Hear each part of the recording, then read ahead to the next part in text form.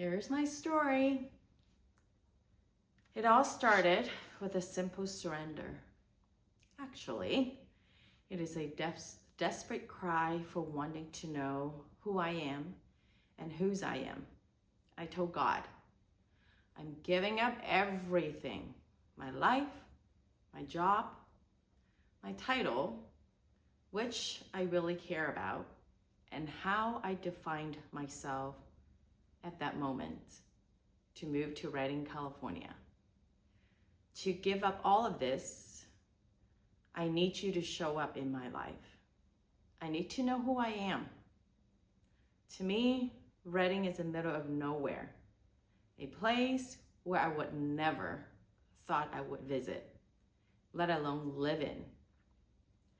Now, 7 years later, I'm still here in Redding, sitting on my couch at my house, writing down as God instructed, my story. 2017, packing up the U-Haul and putting Maze, our 10-year-old blue-nosed pit, in my car with his bed and heading up to Northern California. Waving goodbye to the place I call home for 10 years. A place that other people will only dream of living. Only a few miles away from the famous Laguna Beach, with all the resources I ever wanted. The perfect weather, 75 to 80 degrees all year round, the beach, sand, and surf. Till this day, I miss it daily. With tears coming down my face, I took one last look at the rear view mirror and waved goodbye to my past. What I didn't know was what I asked of God would lead me to a divorce 4 years later. 2018. I was living the life I thought I wanted with a full-time working husband. For the first time, I was able to only work part-time, which allowed me to care for my children. I had a routine. Being a good mom and a wife that I woke up early, made them breakfast, got them to school on time. Then I would go to the prayer house and spend time to pray and seek God. Any good Christian woman would. I was just so hungry to taste his goodness, the truth that my heart needed to know, and my ears needed to hear his heartbeats for me. Who am I? Why am I created? Where do I belong? Throughout my life, I always felt alone, not belonging anywhere. I was bullied when I was a child, at school, by my teacher and my classmates. I always felt that I was not good enough. I needed to do more, achieve more, obey more, so I could be liked and loved by others. I badly wanted to know who I was. After all, that was the bargain.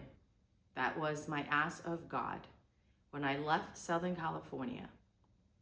With everything I thought I ever wanted, the house, the title, the car, the status that I thought would make me happy and satisfied.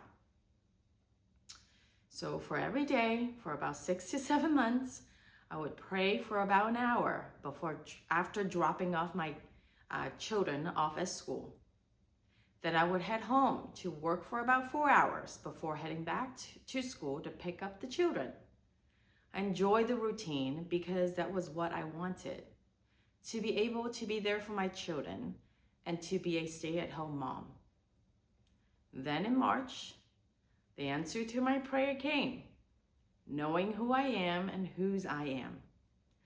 I still remember I was at the prayer house reading the book Call to Reign, Living and Loving from a Place of Rest by Leif Hetland, before I picked up my children from school. Then a light bulb went on. I was created to be his daughter, to be loved. Nothing more, nothing less. In Christian belief, Jesus Christ came to be the Savior of the world.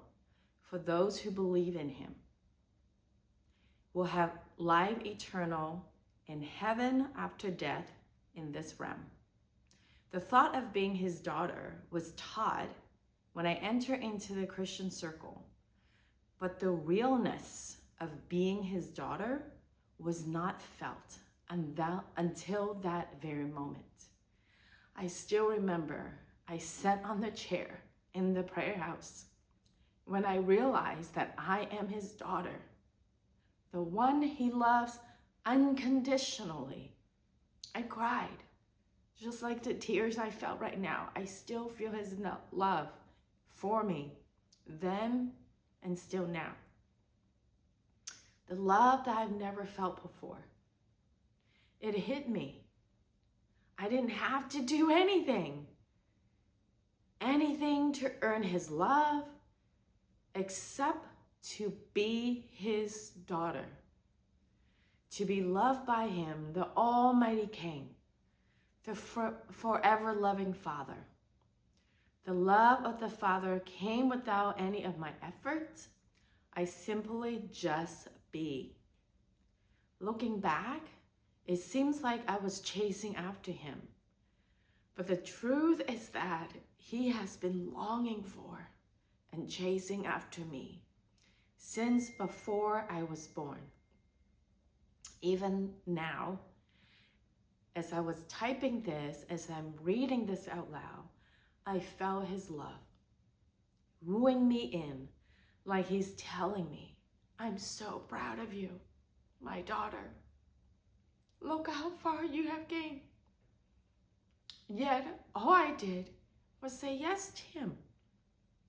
It really is actually a yes to me and to myself. To the little Chinese girl, the one that had all the hopes and dreams until the real world sucked her and tricked her into the whirlwind.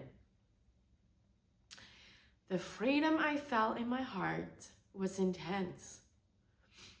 Felt like a heavy weight was lifted. Just a kiss blowing from heavens to my heart. The burden was lifted. I finally realized that I was created to just be. Nothing more and nothing less. In my life, if my life was the only one Jesus Christ was dying for, I truly believe he would still go to the cross willingly, even if it's just for me, because that's how much he loves me. Though the burden was lifted, for me, the progress of unlearning my behavior wasn't easy. It took many years of hard work after the moment when God met me at the prayer house. I call it the heart surgery, and it began in 2020.